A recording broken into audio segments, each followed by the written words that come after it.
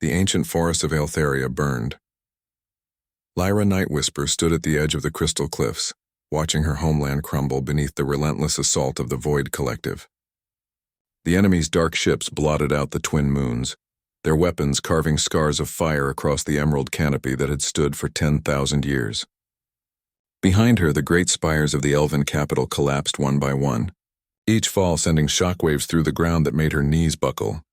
"Mistress," rumbled a voice beside her, deep and resonant as thunder across mountains. Lyra turned to her companion, the only family she had left. Ember was no ordinary dragon. His scales shimmered like molten copper in the firelight, and his eyes held an intelligence that rivaled any scholar's.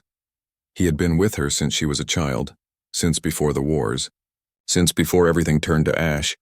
"We have to go," she whispered, her voice breaking. "There's nothing left to save." The dragon lowered his massive head and she climbed onto his back with practiced ease. As they launched into the smoke-choked sky, Lyra didn't look back. She couldn't. Below them, the screams of her people faded into the roar of collapsing buildings and the cruel laughter of the Void soldiers. They flew for 3 days and 3 nights, crossing the shattered seas and the wastelands of forgotten names. Lyra didn't know where they were going. She only knew they had to keep moving, keep surviving, even when survival felt like a curse rather than a blessing. On the 4th day, Ember's wings began to falter. A void tracker had caught up with them somewhere over the Deadlands, and though they'd escaped, the dragon had taken a plasma bolt to his left wing. The membrane was torn, the edges blackened and weeping.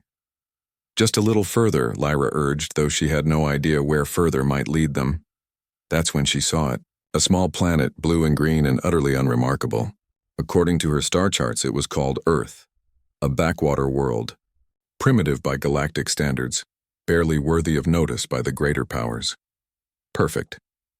They entered the atmosphere in a controlled fall, Ember's strength finally giving out. They crashed in a dense forest somewhere on the North American continent, the impact sending birds scattering and small animals fleeing in terror. Lyra tumbled from Ember's back, her body screaming in protest as she rolled through undergrowth and crashed against a tree. For a long moment, she lay there, staring up at an alien sky through unfamiliar leaves. Then she forced herself to move, crawling back to where Ember had fallen. The dragon was breathing, but barely. The wound had grown worse, infected with void corruption. Dark veins spread from the injury, pulsing with sickly purple light. "No," Lyra breathed. "No, you can't leave me too." She tried to use her healing magic, but her reserves were depleted. Everything she poured into him seemed to evaporate like water on hot stone. The void corruption was too strong, too deeply rooted. She was so focused on Ember that she didn't hear the footsteps approaching until a voice spoke behind her. That's a dragon." Lyra spun, her hand going to the blade at her hip. A human stood at the edge of the clearing. A young woman with dark hair pulled back in a practical ponytail, wearing strange clothes marked with dirt and tree sap. She carried an axe, clearly meant for cutting wood, not combat. "Stay back," Lyra warned, her voice hoarse. "He's dangerous when injured." The human didn't run. Instead, she took a careful step forward, her eyes wide with wonder and concern. "He's hurt. You both are. We'll be gone by morning. Just forget you saw us." The human woman studied them for a long moment. Lyra could see the calculations running behind her eyes, the fear warring with something else. Curiosity? Compassion? Whatever it was, it won. "My name is Kate Harrison," the human said softly, "and you're on my property. There's a barn about half a mile from here, big enough for your friend. I have medical supplies, food, water." She paused and then added the words that would change everything. "You can stay here, for as long as you need." Lyra stared at her, unable to process what she was hearing. They were enemies of the most powerful force in the galaxy. Fugitives with nowhere to run. Aliens on a world that didn't even know dragons and elves existed outside of fantasy. "Why?" Lyra asked. "Why would you help us?" Kate smiled, sad and understanding. "Because I know what it's like to have nowhere else to go." The barn was exactly as Kate had described it. A massive wooden structure that smelled of hay and old timber. With Kate's help and the last of Ember's strength, they managed to get the dragon inside. He collapsed onto a bed of straw, his breathing shallow and labored. Lyra worked through the night, using every scrap of healing knowledge she possessed. Kate brought supplies, clean water, blankets, something called antibiotics that she insisted would help fight infection. The human woman didn't ask questions, didn't demand explanations. She simply helped. As dawn broke through the barn's high windows, Ember's breathing finally steadied. The void corruption had stopped spreading, though it hadn't retreated. It would take time, Lyra knew. Time and rest and safety, 3 things she hadn't believed they'd find again. "Thank you," Lyra said quietly as Kate checked the dragon's bandages. I can't repay this kindness," Kate waved a hand dismissively. "I'm not asking for payment. I'm asking for your story when you're ready to tell it." Over the following weeks, Lyra did exactly that. She told Kate about Eltheria, about the Void Collective's conquest, about the desperate flight across half the galaxy. She spoke of her people's extinction, of being possibly the last of her kind, of the crushing weight of survival when everyone you've ever loved is gone. Kate listened without judgment, without disbelief. She had her own story, Lyra learned. A farm inherited from parents who'd died in an accident. A life of isolation in the mountains of Montana, far from civilization. She'd chosen this solitude, Kate admitted, after a painful divorce and a series of betrayals that had left her unable to trust easily. "Seems like we both ran away from something," Kate said one evening as they sat watching Ember sleep. "I didn't run," Lyra said sharply. Then, softer, "I survived. Sometimes they're the same thing." As the weeks turned into months, something unexpected happened. The barn became a home. Ember recovered slowly, the void corruption retreating centimeter by centimeter as his natural resilience reasserted itself. Lyra learned about Earth, about its strange customs and simple technologies. She taught Kate phrases in the elven tongue, showed her the basics of magic. But peace, Lyra had learned, was always temporary. The Void Collective had trackers throughout the galaxy, hunters who specialized in finding fugitives, and Lyra had left a trail, however faint. She should have known they'd come eventually. They arrived on a cold October night, 3 sleek black ships that descended from the clouds like falling shadows. Lyra was in the barn with Ember when the alarms on her scanner began to shriek. She'd kept the device hidden, checking it obsessively even though Kate had insisted they were safe here. "No," she breathed. "No, not here. Not now." Ember raised his head, fully awake in an instant. He'd regained most of his strength over the months of recovery, and his eyes now burned with protective fury. "Mistress," he growled. "We fight. We run," Lyra corrected. "We can't risk Kate's safety. We have to leave before they—" The barn door burst open. Kate stood there, shotgun in hand, her face pale but determined. "How many?" "Kate, no." "You have to hide. These aren't people you can fight with primitive weapons." "How many?" Kate repeated. "At least 15 soldiers. Void Collective shock troops. Kate, they'll kill you without a second thought." Kate's jaw set in a stubborn line that Lyra had come to recognize over their months together. "Then I guess we'd better make sure they don't get the chance. This is my land, my home, and you're under my protection. You can't, I can, and I will." Kate checked her shotgun with practiced efficiency. "You said Ember's back to full strength?" Ember rumbled an affirmation, smoke curling from his nostrils. "Good."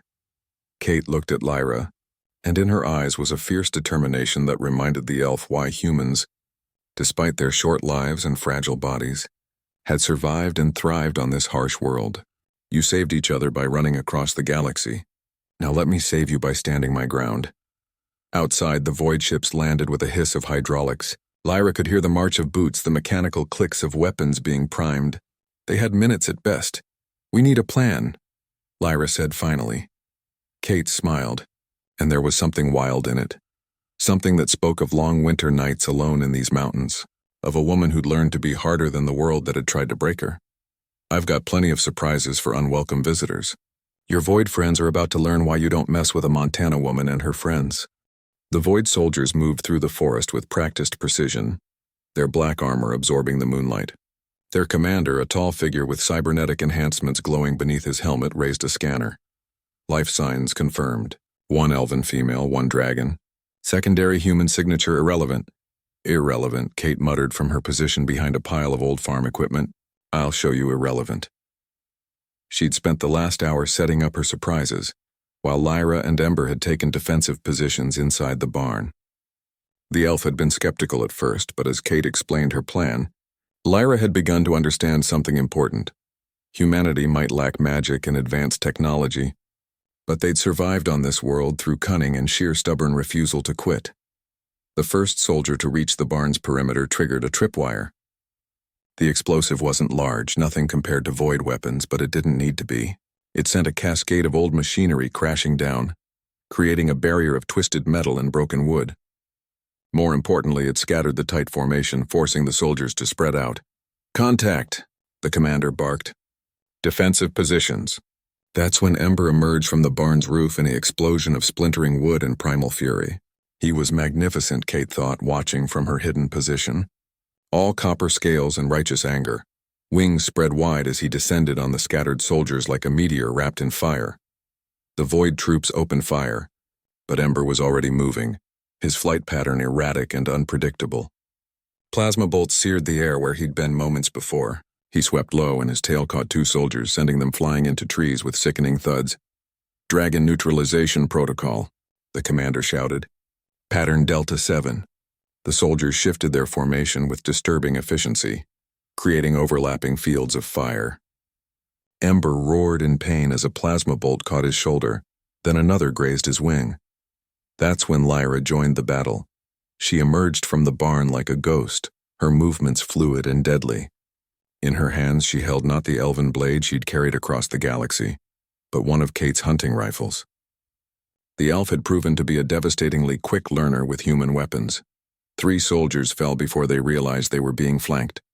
Lyra moved between the trees, using the terrain Kate had taught her to read, firing with precision that made each bullet count. When the rifle clicked empty, she dropped it and drew her blade, the metal singing as it left its sheath. An ancient elven war song rose from her lips, and suddenly the air around her shimmered with magic. She'd been conserving her power for months, letting it rebuild. Now she unleashed it. The blade cut through void armor like it was paper. She moved through the soldiers like wind through grass, untouchable, unstoppable. This was what a warrior of Altheria looked like when all chains were broken, when there was nothing left to lose and everything to protect. But the Void Collective hadn't conquered half the galaxy by being easy to defeat. The commander activated his personal shield and drew a weapon that crackled with contained energy.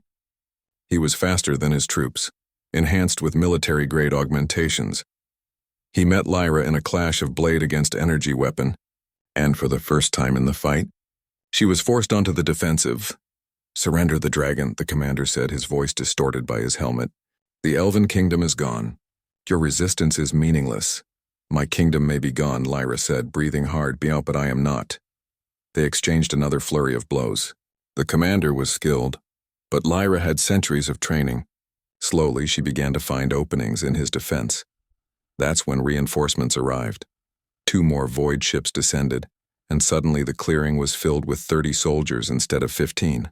Ember roared defiance, but he was bleeding from a dozen wounds. Lyra's magic was running low again, and the commander's shield had protected him from her most devastating strikes. Kate watched from her position, her shotgun feeling pathetically inadequate.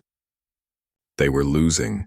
Everything she'd promised, all her brave words about standing their ground, and they were still losing. Then she remembered the old mine. Her grandfather had worked copper mines in these mountains decades ago, before they'd been abandoned as unprofitable. The entrance was 50 yards from the barn, hidden behind brush and thyme. And more importantly, there were still explosives stored inside. Old, unstable, dangerous as hell. Kate made a decision. She sprinted from her position, zigzagging as plasma bolts chewed up the ground behind her. "Lyra, Ember!" "To me." The elf heard her and understood immediately. She disengaged from the commander with a desperate strike that forced him back, then ran for Kate's position. Ember followed, his wings laboring to keep him airborne. "The mine!" Kate shouted. "Get inside the mine!" They crashed through the overgrown entrance just as the Void soldiers converged on their position. Kate led them deep into the tunnel, her flashlight cutting through decades of darkness. Behind them, boots echoed on stone. "Kate, we're trapped," Lyra said. "No," Kate replied, her voice steady despite her racing heart. "We're exactly where we need to be." She found what she was looking for. Old crates marked with faded warnings containing dynamite and blasting caps from her grandfather's time. Unstable, yes. Dangerous, absolutely. But also their only chance. "Can you get out the back entrance?" Kate asked, already working to set up the explosives. There's an old ventilation shaft about 100 yards down. It's small, but Lyra could squeeze through. What about Ember? Lyra demanded. What about you? Kate didn't answer. She didn't need to.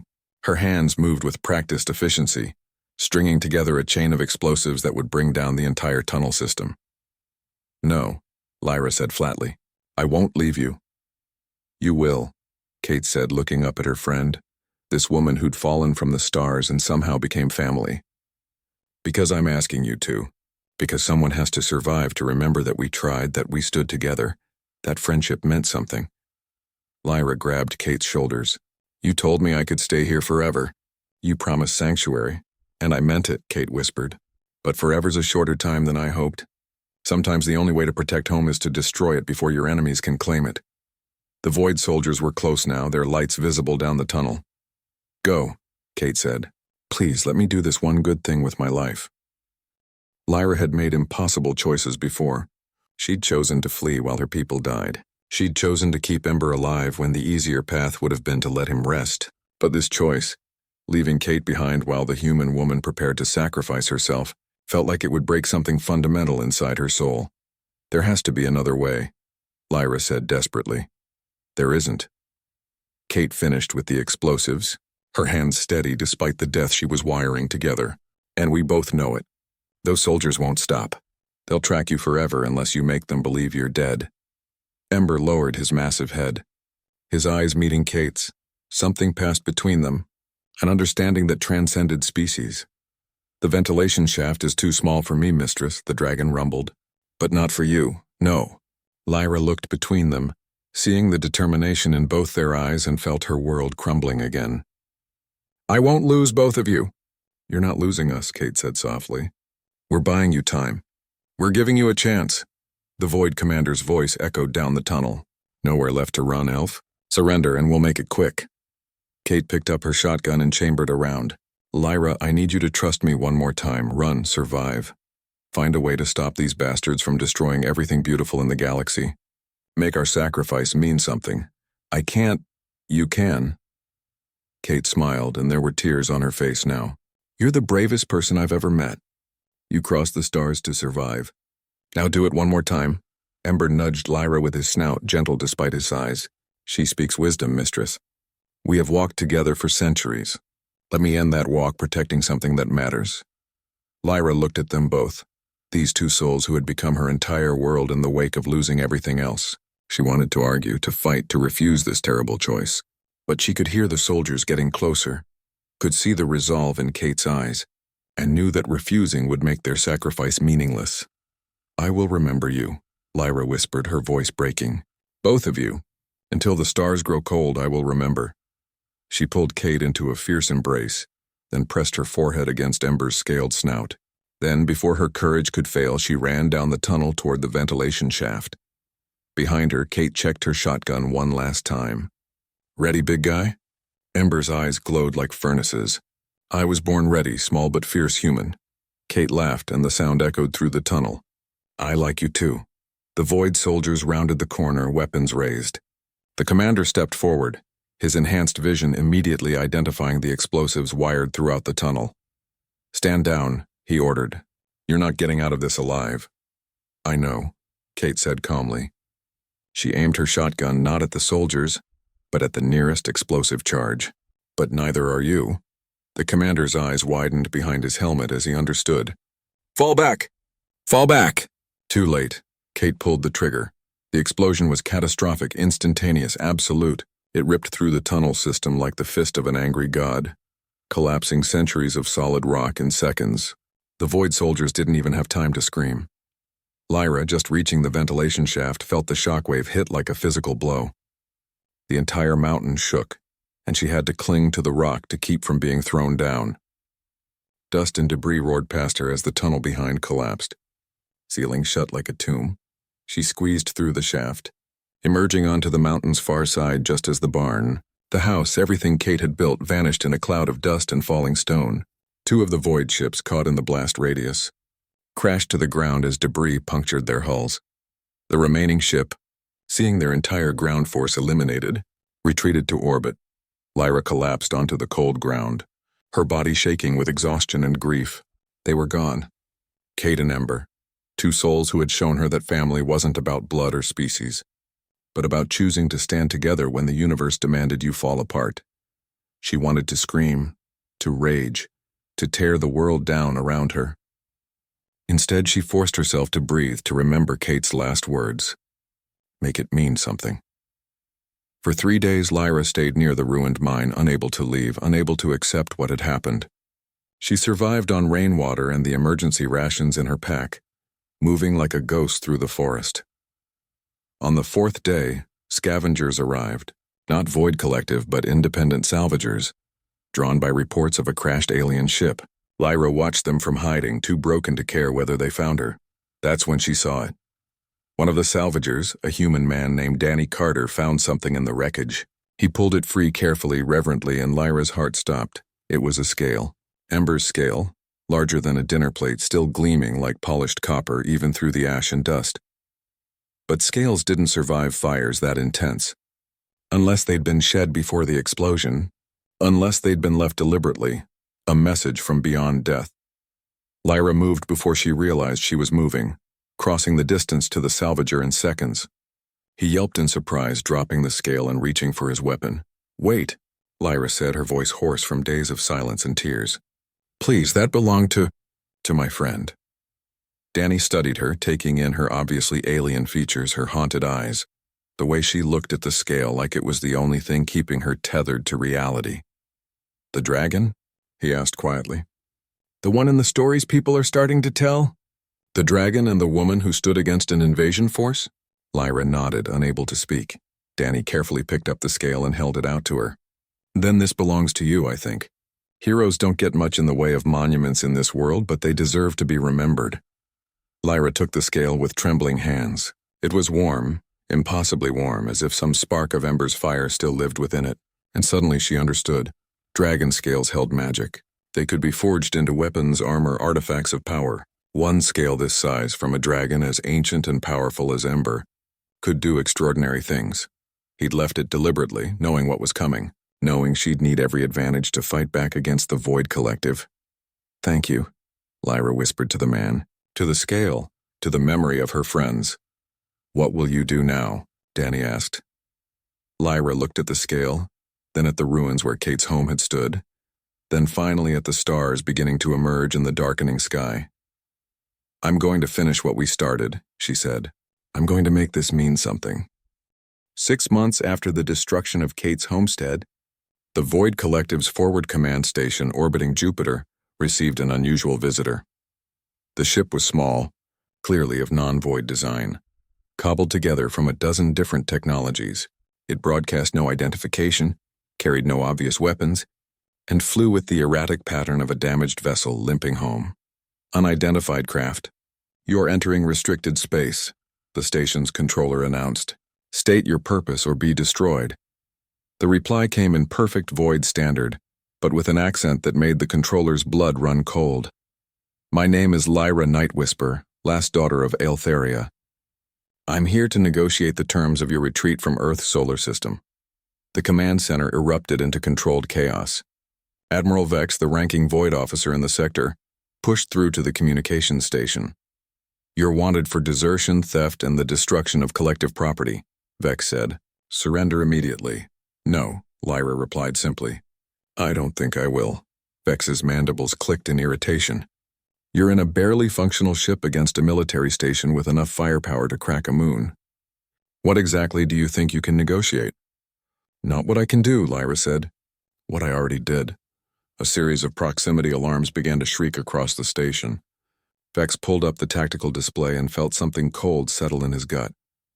Dozens of ships were appearing from nowhere, materializing as if from thin air.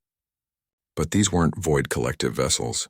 These were human ships, hundreds of them, from small fighters to massive destroyers. Primitive by galactic standards, yes, but numerous beyond belief and armed to the teeth. "How?" Vex breathed. "You underestimated them," Lyra said, and there was savage satisfaction in her voice. "You saw a primitive world with simple technology and dismissed them as irrelevant. But humans have something the Void Collective has forgotten. They have hope. They have stubbornness. And they really, really hate bullies. Over the past 6 months, Lyra had done something unprecedented. She'd revealed herself to Earth's governments, shown them the truth of the wider galaxy, and convinced them that the threat was real. More importantly, she'd shown them how to fight back. Using Ember's scale, she'd forged a weapon that could punch through void shields. Using Kate's example, she'd taught military strategists how to think asymmetrically, how to turn disadvantages into strengths.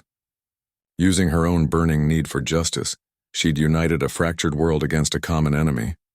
It hadn't been easy. There were skeptics, politicians who wanted to negotiate, fearful civilians who wanted to hide.